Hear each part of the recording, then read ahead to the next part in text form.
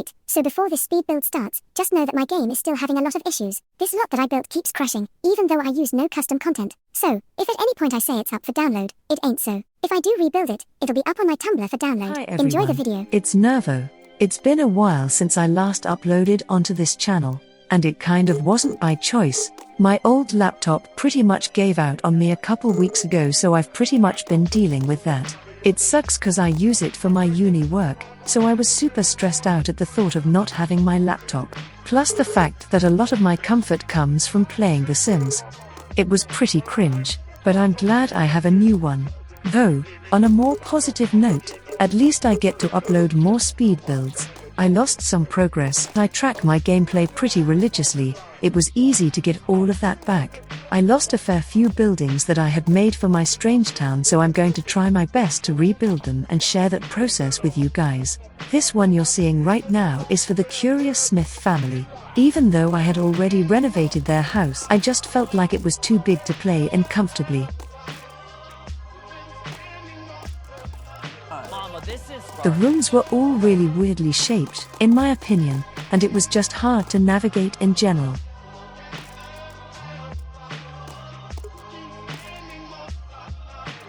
Bro, you have no idea how crazy it is to find a good text-to-speech voice. Everything is subscription-based now. Fuck capitalism. So I have to pay a monthly fee just for a robot to read some things. I use text-to-speech to help me read long paragraphs for uni. I struggle with keeping a lot of information down at a time. My neurodivergence decides that I'm done with reading something and I just have to deal with that lamau. It's much easier for me to hear it and to see the words being highlighted as I read them. But I'm slightly annoyed at how expensive of a service it is. I'm ranting because I saw a lot of money come out of my account for a service I thought I paid a monthly subscription for. Surprise, it was for the whole year. So we're super excited about that. Though, on the bright side, I can have Snoop Dogg explain fluid mechanics to me, so not all hope is lost.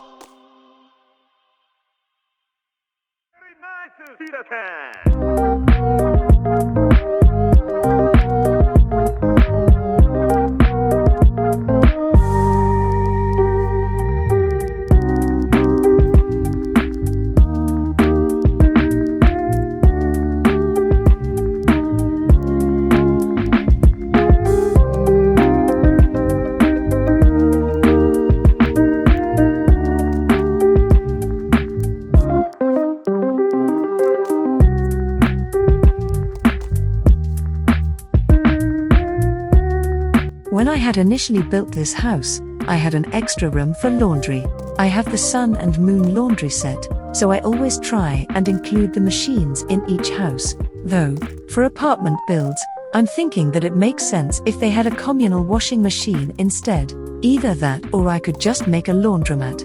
I really want AJ and Francis J to own some businesses around Strangetown, so that might be a cute little idea. I have so many build ideas.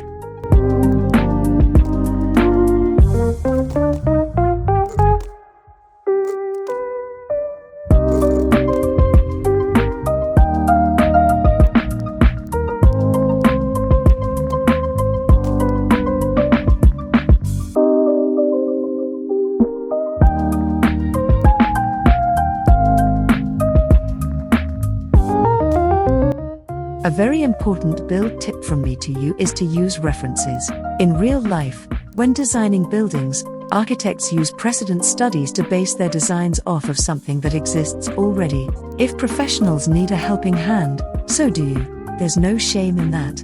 As someone who makes a lot of art, I feel like it's super important to reference everything. Even things you think you know like the back of your hand, it's good to see it anyway. You're not that skilled, and that's okay. It's alright to not be the best at something.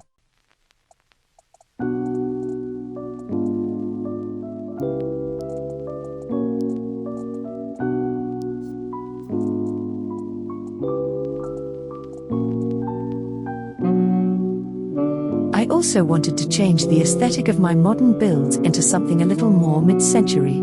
I feel like Strangetown has a more retro feel, and that build style screams retro to me.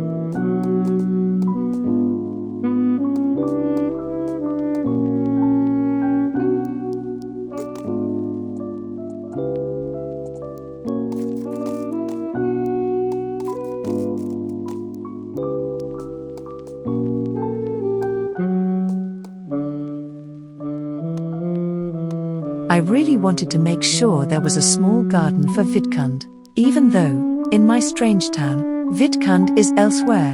If you know, you know, but I'm primarily building this as if he still lives with his brothers. I also wanted to make sure that everyone else could download this house and play it with the brothers as is. Modern houses are super easy to expand upon as well, so I feel like this house would be super good to start off with.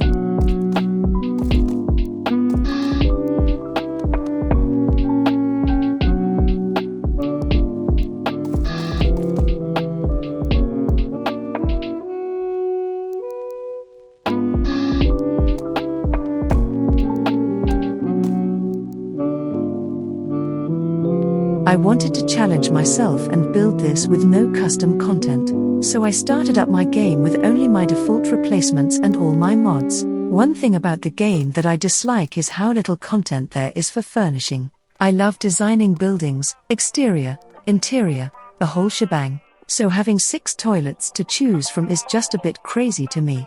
And the categorization of some items makes 0 sense to me either. Custom content sets always have things grouped in a way that makes a bit more sense, so it was a bit hard getting my head wrapped around that.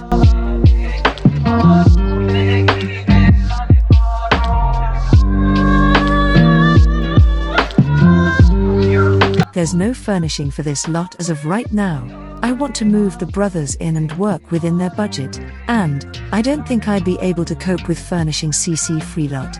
Even the landscaping was hard for me. The plants just aren't lush enough for me. I love having a bit of variety.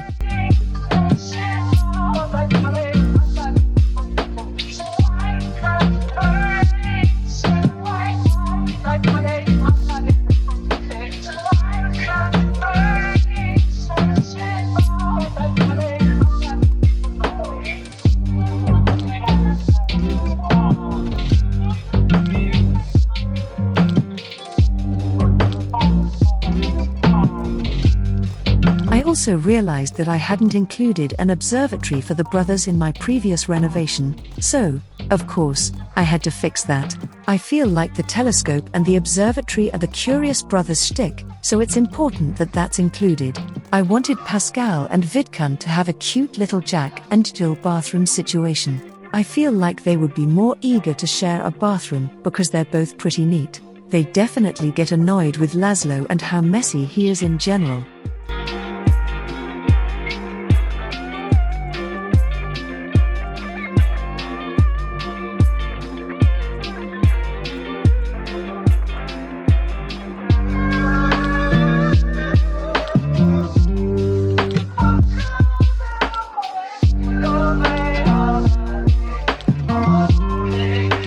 I've started a little club system, and even though it's not the most consistent thing, it stops me from keeping my Sims locked up in their houses. Pascal and Jenny are in the yoga club, which is fitting, I feel.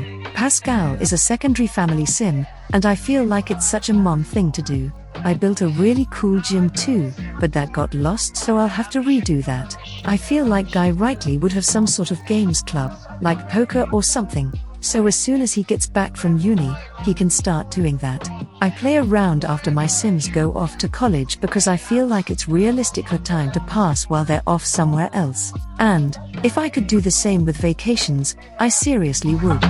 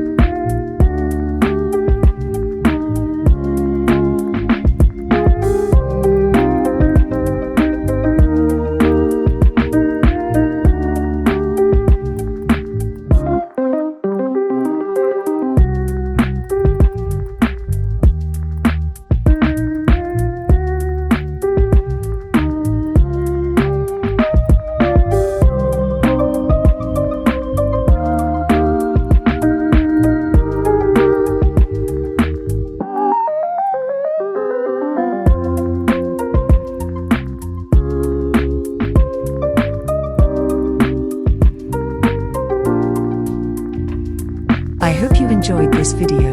It was lovely seeing you today.